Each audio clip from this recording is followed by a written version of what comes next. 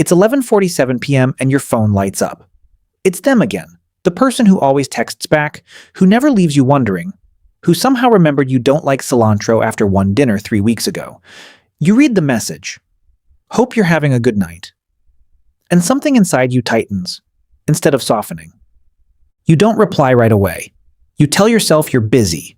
But if you're honest, you're creating distance on purpose.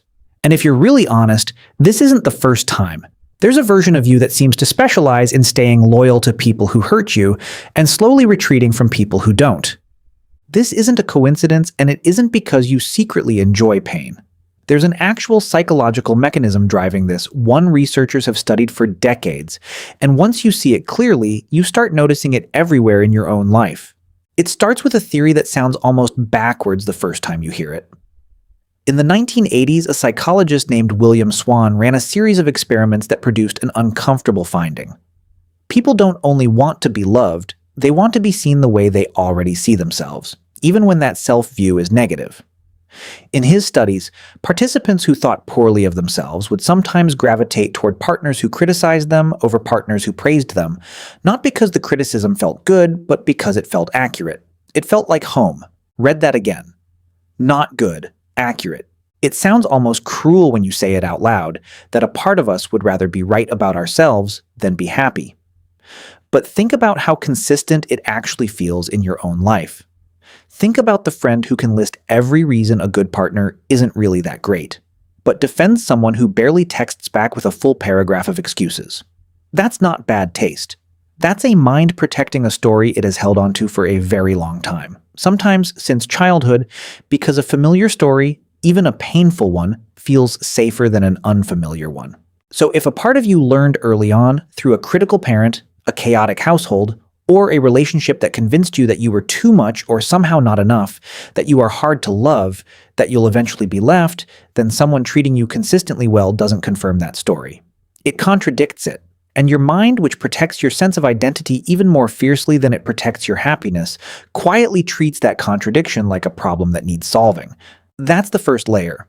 But there's a second one, and this one doesn't live in your thoughts at all. It lives in your body. Psychiatrist Dan Siegel has a term for it. The window of tolerance, the zone where you feel calm enough to think clearly, stay present, and let people close. Outside that window, in either direction, your nervous system quietly takes the wheel and starts making decisions your conscious mind never signed off on.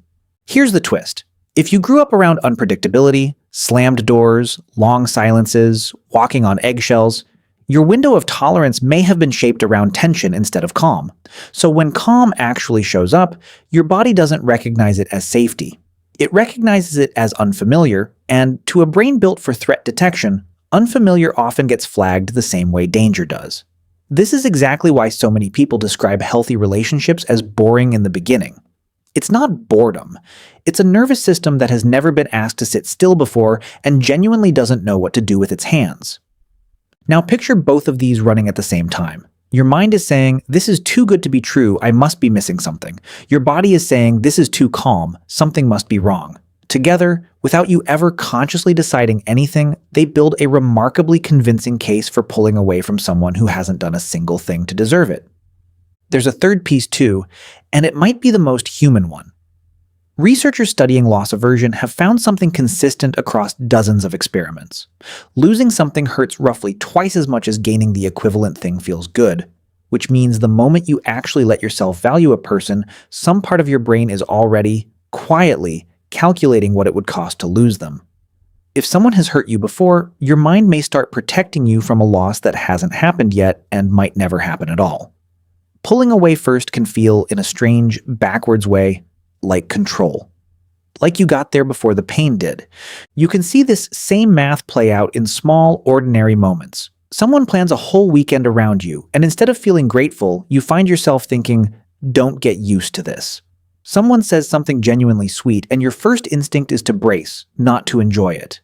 That bracing isn't pessimism for its own sake. It's a very old survival strategy, quietly asking, if I let this matter, what happens to me when it's gone? None of this makes you incapable of love or destined to sabotage every good thing that comes near you. It means your mind built an extremely sophisticated alarm system out of whatever materials it had available at the time, and that system is still running, faithfully, in relationships where the actual threat is long gone. So what do you do with all of this? The first shift is simple to say and hard to practice. Notice the gap between the story and the evidence. The next time you feel the pull to create distance from someone who's been good to you, ask one question. Am I reacting to something they actually did, or to something I'm afraid they'll eventually do? That single question interrupts the automatic response just long enough for you to choose, instead of react. The second shift is learning to tolerate calm on purpose. Actually sit in it. Let a quiet, easy evening feel quiet and easy instead of scanning it for a catch that isn't there. This will feel strange at first, maybe even a little unsafe, and that's normal. You're not doing it wrong. You're just doing something your nervous system has rarely been asked to do before. Every time you sit through that discomfort and nothing bad happens, you're not just having a nice night.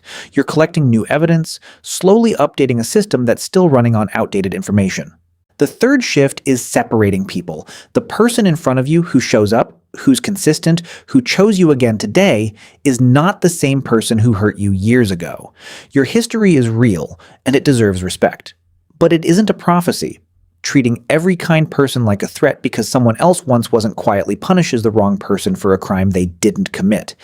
And if this pattern feels bigger than something you can shift through awareness alone, working with a therapist who understands attachment can help you actually rebuild that internal template, not just intellectually understand it. That's not a small ask, and it's not a sign of failure.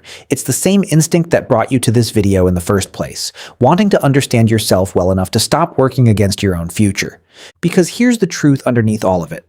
Good love isn't supposed to feel like a theory you have to keep testing.